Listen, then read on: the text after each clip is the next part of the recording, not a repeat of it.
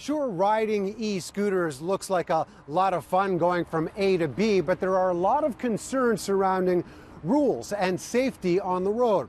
Now, Bird Canada is launching a pilot project here in Toronto to try and convince government and other people on the street that these devices are worth the ride. Zipping around the Distillery District on an e-scooter offers some space, but certainly not the freedom of the open road. The little two-wheelers are limited to private streets for now, until they can prove their worth. Seen the congestion build and the problems and talk of subways and not a lot of stuff happening, and we think this is a great solution to micromobility, short-distance transportation. The biggest concern for many is safety. E-scooter-related injuries have proven to be an issue elsewhere in the country.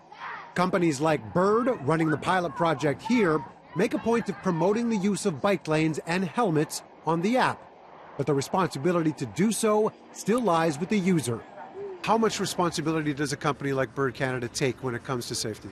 Well, we take safety extremely seriously. The company as a whole, whether it's the California-based, the international version, or the Canadian version, we're pretty proud of what we've achieved so far. For example, in Calgary, which is our longest market at about 2-3 months, where there's been over 300,000 rides taken to date between ourselves and our competitor, and thankfully only 200 injuries. Right now, legislation in Ontario prevents the use of e-scooters on public roads, but the province is considering changing that. The city is watching and waiting while studying what to do with them when it gets the go-ahead. I think it will take a while to do it properly, and I think that people will want us to be concerned about safety. We don't need to add more perils, especially for pedestrians, in a city where we have enough challenges in that regard. Cities like Montreal have adopted the use of the devices, but with strict regulations. Riders must wear helmets and use designated parking spots. The problem with e-scooters being left on sidewalks and the side of the road is prevalent in cities around the world.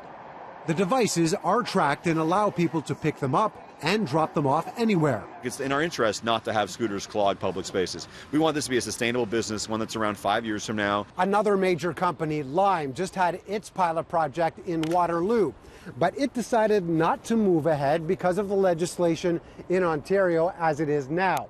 So that city has now moved forward, said they want to work with the province to enable e-scooters on public streets. And no doubt those here in Toronto that are supporting it want Queen's Park to move a little faster to make changes.